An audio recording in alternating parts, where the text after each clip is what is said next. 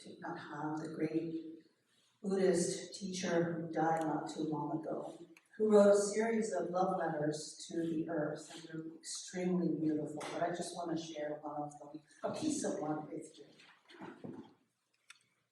Dear Mother Earth, I bow my head before you as I look deeply and recognize that you are present in me and that I am a part of you.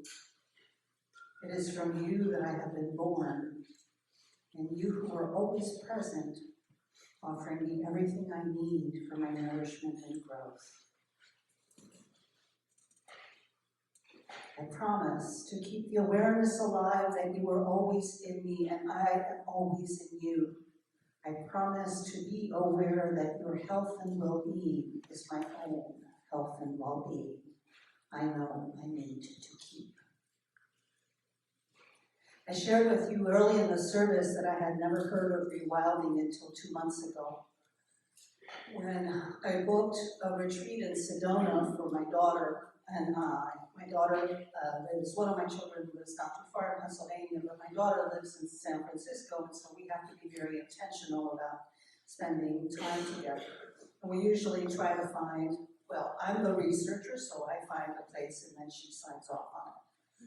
So there was this retreat called the Rewilding Retreat for Women, and in big letters, one of the most popular retreats in Sedona.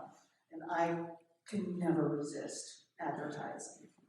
And I thought, how bad can it be? It's in Sedona. So she signed off and we arrived. And I won't go into it. I will just say that there was lots of actually spookily accurate tarot reading. We lay on the ground under the stars, wrapped up in lots of blankets because it was really cold. And we listened to a spectacular indigenous priestess chant and play Navajo instruments and talk with us and minister to us. And we did lots of walking on the red rocks and the red earth of the area. And we were invited to take our shoes off for this walking and experience what is called the vortex energy in that area. Now, I'm not here to preach woo-woo stuff to you. What I want to share, and that has really, none of this stuff has really anything to do with the rewilding movement, so that was false advertising.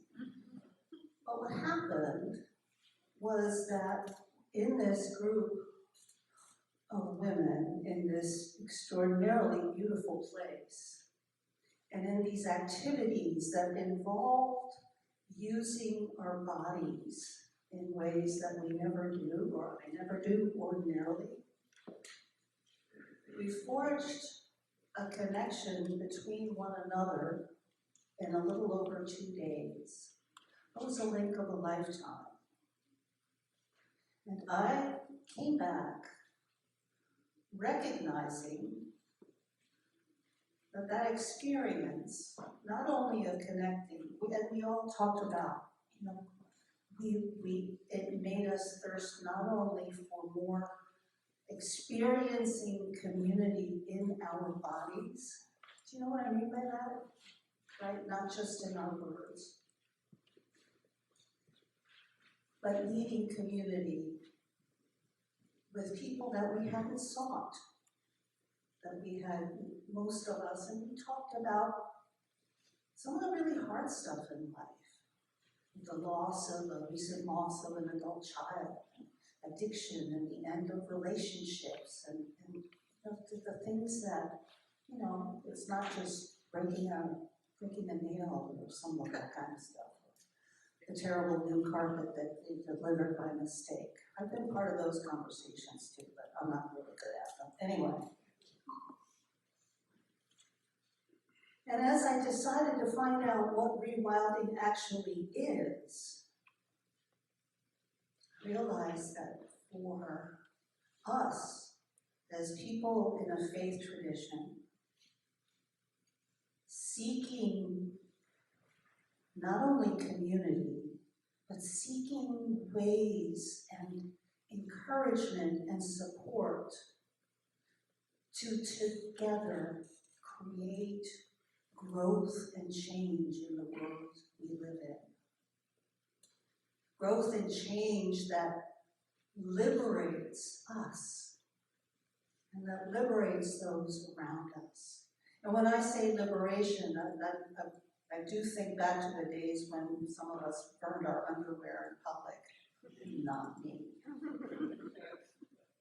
But the liberation particularly of our physical selves.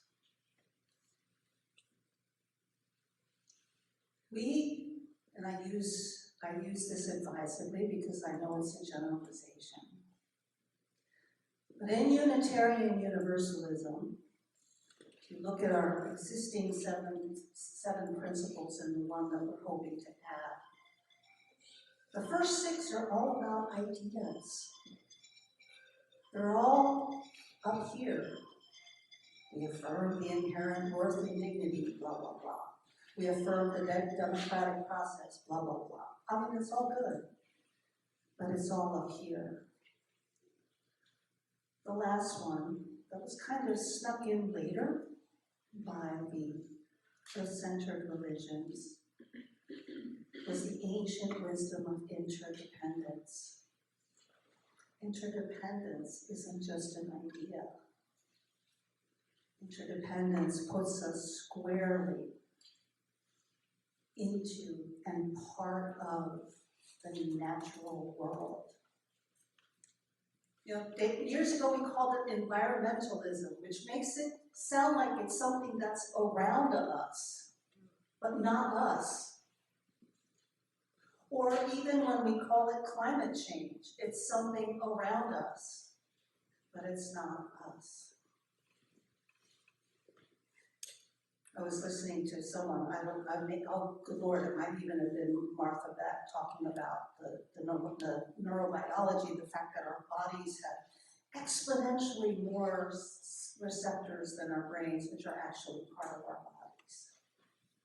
So I'm going to cut this a little bit shorter than I normally would. But the thought here I want to share with you, the idea and the experience.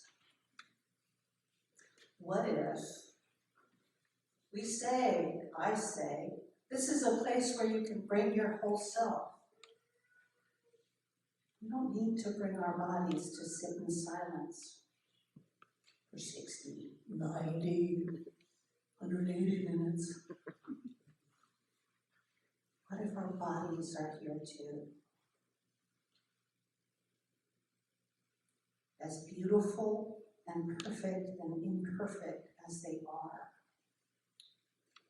As much as they hurt us, as much as they remind us on a daily basis how difficult it is to be a physical body in this world. Now I'm going to issue a radical invitation. You don't have to do it. But I'm going to take my shoes off. Y'all are lucky I had a pedicure recently. If you care to, do the same. Feel the ground. Perhaps you may want to stand, in body or spirit. Or if you need help, I will help you. Feel the earth under the floor.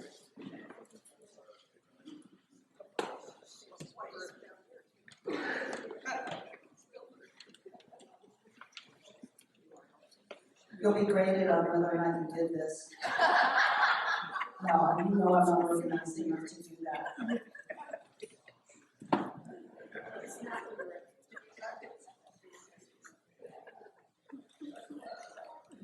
If you're standing or not standing, move your arms. Close your eyes. Don't look at anybody else. Nobody's looking at you. Move your arms. Move your arms. Sway. Loosen your neck. You can even make a noise.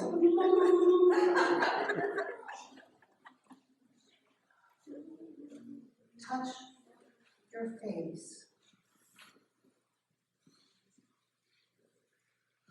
Feel your hands and all that they do for you.